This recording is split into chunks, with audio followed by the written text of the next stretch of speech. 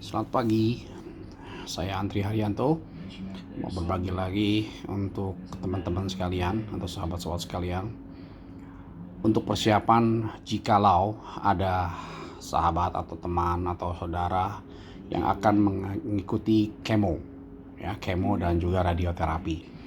Nah, jadi memang persiapan yang matang itu sudah harus di-prepare dari awal. Jangan anggap remeh dan jangan bilang bahwa Anda itu kuat.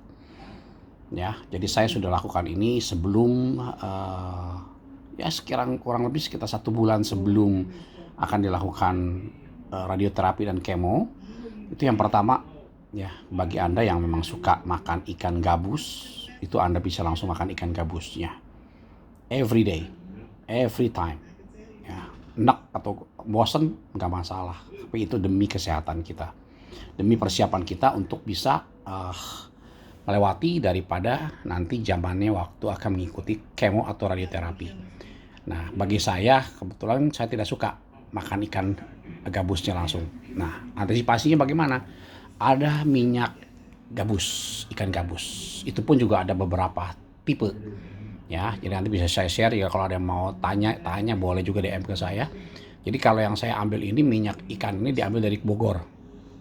Ada satu ibu yang menjual minyak ikan yang tapi sudah dicampur dengan ada macam-macam tradisional, jadi nggak terlalu amis sekali ya. Ada juga yang lebih murah tapi itu benar-benar real banget minyaknya tuh, tapi amisnya parah. Nah, jadi saya ambil yang di Bogor.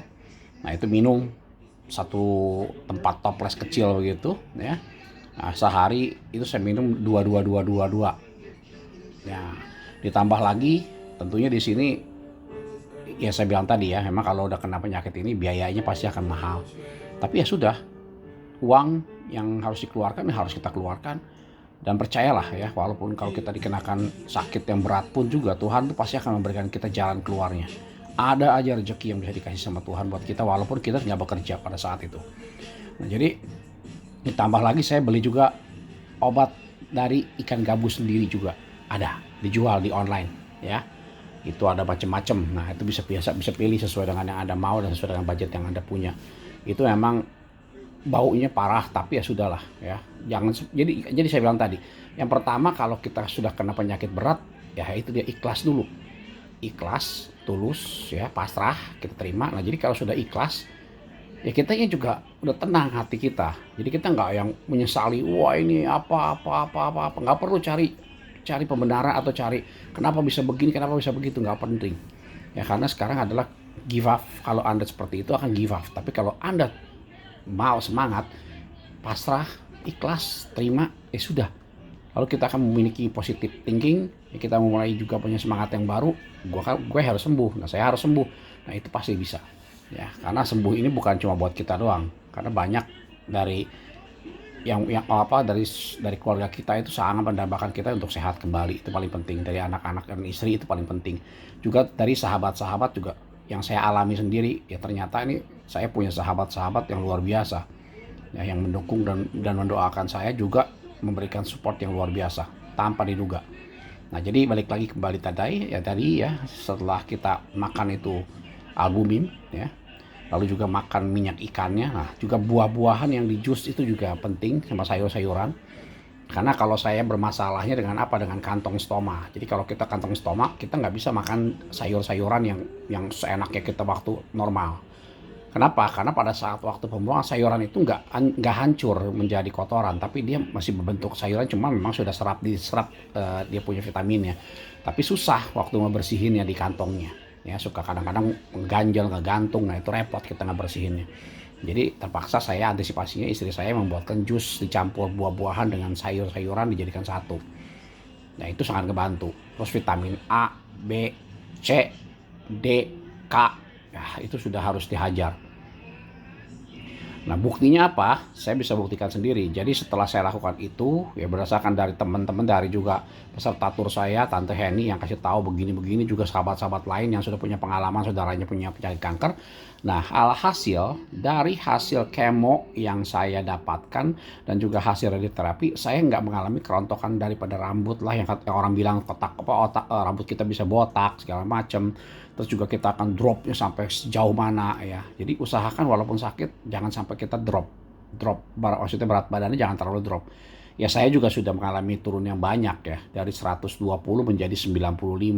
Itu udah sadis juga gitu ya. Tapi ya jangan lagi diturunkan dulu, karena kita perlu tenaga dan juga kita perlu badan yang kuat untuk nanti mengalami radioterapi ataupun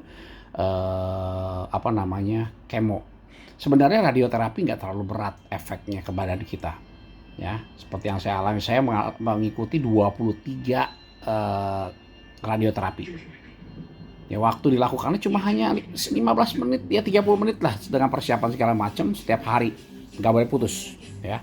Nah terus yang berat itu adalah kemonya, dan kebetulan saya waktu itu dikasih obat kemo, sehari minum 3 ya, malam 3. Satu tabletnya itu 500 mg, jadi sehari itu saya bisa minum, berarti 500 dikali 3 dikali 2, 3000 mg. Nah ini saya memang nggak pernah minum yang berat-berat selama ini. Tapi ya sudah, setelah saya minum efeknya apa? Nah waktu pertama kali saya minum itu saya langsung keluar keringat dingin. Ya keringat dingin, terus badan berasa kayak demam, nggak enak gitu kan. Tapi itu hanya perlu waktu sekitar 2-3 hari lah untuk buat penyesuaian. Setelah itu ya sudah normal lagi, nggak ada masalah, buat tubuh kita bisa menerima. Nah cuman memang percaya tidak percaya, suka atau nggak suka, yang saya lakukan setiap kali saya mau minum vitamin, setiap kali saya mau minum apapun juga, minyak ikan, setiap kali saya mau minum obat, terutama obat kemo, berikan waktu luang dengan berdoa kepada Tuhan agar obat-obat ataupun vitamin ataupun apapun yang kita telan ini akan membantu kita untuk memberikan kekuatan kita supaya tubuh kita ini bisa kita bilang jangan sakit ataupun jangan menolak obat tersebut. Ya emang saya melakukan hal yang bodoh ya mengatakan pada diri saya sendiri, nih tim Avenger siap masuk ya ke dalam tubuh saya, dan kita terima badan saya sehingga bisa ngebantu untuk fight, membunuh kanker yang ada di dalam tubuh kita. Nah, alhasil 23 kali saya minum ditambah 14 kali minuman kemo, itu saya memang tidak pernah muntah, tidak pernah mual, tidak pernah sakit apapun juga. Tubuhnya menerima. Tapi kalau tubuh kita sudah dari awal, kita sendiri dari mainnya, kita pikirannya kita udah tolak, aduh nggak enak, ini nggak enak, itu otomatis semuanya akan kita tolak. Nah, jadi ini yang saya alami dan memang terjadi. Nah, jadi setelah 23 kali radioterapi dan 23 kemo, memang hasil jangan terlalu berharap bahwa semuanya itu sesuai dengan harapan. Ya, saya juga pertamanya begitu, harapannya terlalu tinggi. Wah, setelah radioterapi ini habis kemo nih, kankernya akan mengecil sekali nih, dan udah bisa langsung operasi. Nah, setelah saya jalankan day by day, ditambah lagi dengan ini nih, memang perlu kesabaran tingkat dewa. Ya, semuanya nggak ada yang instan kalau untuk pengobatan kanker.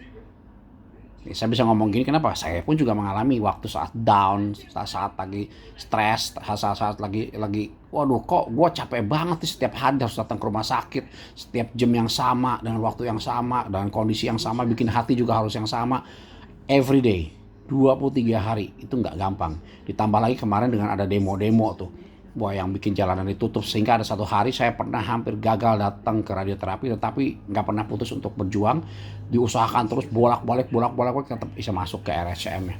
Nah jadi memang hasil dari 23 kali radioterapi dan minum kemo ini, setelah diperiksa dengan dokter, ya periksa dalam, ternyata hasilnya mengecil tapi nggak maksimal.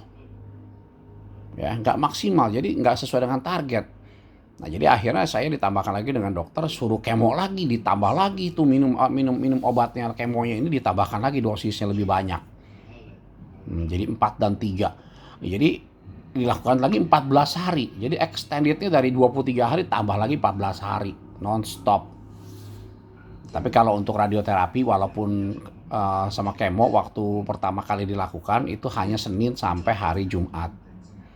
Jadi untuk Sabtu dan Minggunya memang kita dikasih waktu untuk break ya, karena kalau kita nonstop, waduh itu memang susah, berat, nggak kuat.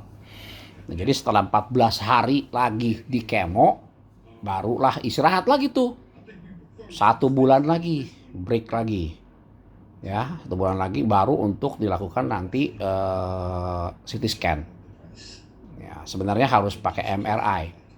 MRI itu lebih bagus ya, tapi jujur saya ini punya sedikit trauma ya. Jadi trauma ini mana, saya kalau masuk ruangan sempit saya panik, jadi akhirnya saya nggak bisa, jadi dilakukan CT scan. Nah itu yang saya lakukan, dan mudah-mudahan ini bisa juga memberikan inspirasi pada Anda semua. Jadi Anda harus makan sehat ya, makan sehat, tapi walaupun tidak bisa banyak tapi tetap harus makan sehat, dan itu bisa ngebantu banget untuk bisa melewati terapi ataupun bisa melewati kemo ya. Sehingga apa yang sering kita lihat, sering kita baca, bahwa banyak orang yang mengalami kerontokan sampai botak, dan juga banyak orang yang mengalami hal-hal yang segala macam ya, ini karena memang tidak di prepare, tidak dipersiapkan.